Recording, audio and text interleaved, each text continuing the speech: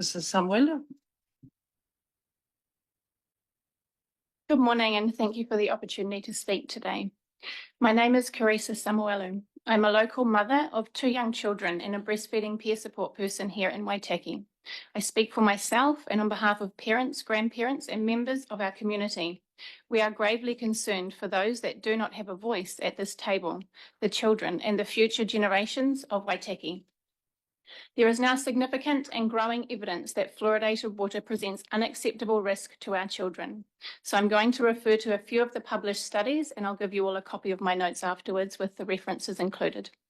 Just last week, a new US government-funded study was published showing women exposed to fluoride during pregnancy had significant changes in the proteins in their cord blood during their second trimester.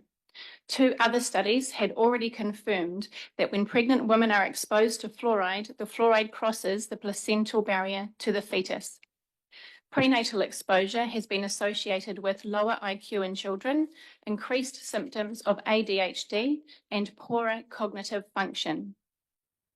Canadian and US studies of mother-child pairs where the mothers drank fluoridated water during pregnancy have found links to their babies having poorer inhibitory control and cognitive flexibility and also increased neurobehavioral problems. These studies had a fluoridation rate lower than Waitaki's rate for fluoridation. There are a number of studies showing that prenatal exposure at the level that Waitaki Council will be dosing fluoride into the water has a likely detrimental and irreversible effect on the neurological development of our children. Then we look at younger babies.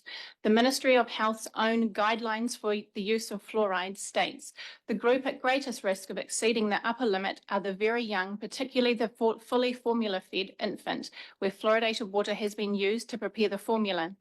The report established that a fully formula-fed infant exceeds the upper limit approximately 1/3 of the time for formula prepared with water at 0.7 milligrams and more than 90% of the time with water at 1.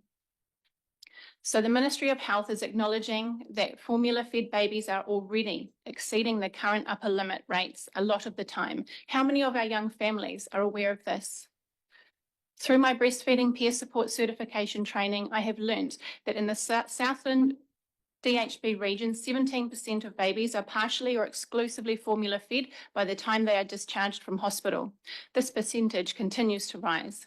A large demographic living here are the Pacific Island peoples. Health in New Zealand stats show that they have the highest percentage of exclusively formula fed babies, and again, this percentage is rising. A US study released this year found that exclusively formula-fed babies in fluoridated areas receive an average of 200 times more fluoride than breastfed babies. This clearly places Waitaki's large and growing demographic of Pacific Island babies at the greatest risk for neurological harm. A Canadian study found that exposure to increasing levels of fluoride in tap water was associated with non-verbal intellectual abilities, with the effect being more pronounced in formula-fed children.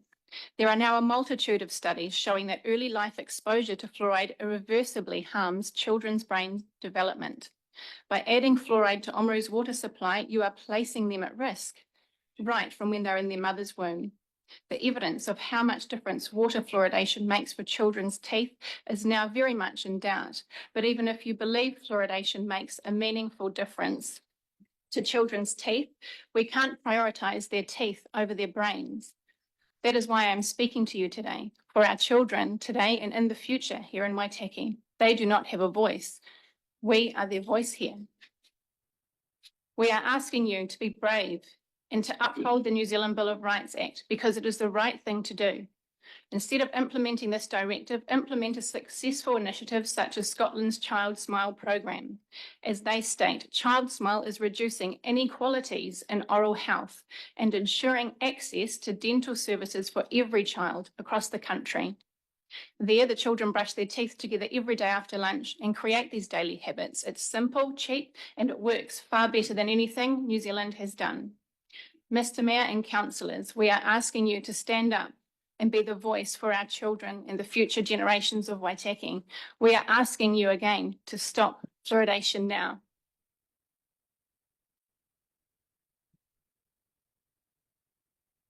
Now going to pass out, so we have a list of requests that we would like you to vote on. So I'm just going to pass this around. If you could take one each. Thank you for speaking. That brings us to the end, Koba, but we'll acknowledge the information that you're circulating. Insofar as our role with council in terms of community water fluoridation, it provides that councils, they must comply with the Director General's directions.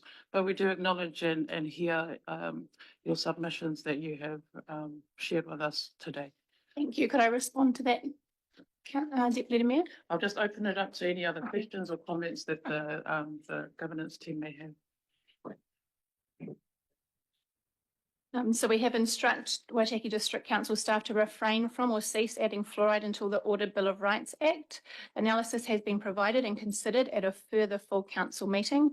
Write to the Director General of Health seeking assurance that Waitaki District Council will not be prosecuted for non-compliance with the directive unless or until the BORA analysis has been done. If contrary to this request, you continue to permit water fluoridation, request a report from Waitaki District Council staff proposing mechanisms, possible locations and estimated costs for public non-fluoridated water sources. Ask Waitaki District Council staff to increase the frequency of water testing to a monthly basis for lead at various points around the distribution area for the first several months after fluoride is added to the water supply. Issue a public notice warning that bottle-fed infants are likely to regularly exceed the upper limit of fluoride currently recommended in New Zealand, as acknowledged in the 2014 OPMCSA report, and also suggesting that pregnant women and people with thyroid or kidney diseases consider seeking medical advice to consider what impacts water fluoridation may have for them. Hold a public meeting or information session with Ministry of Health experts so that local people can ask them questions in regard to this issue. Thank you. Thank you very much for that.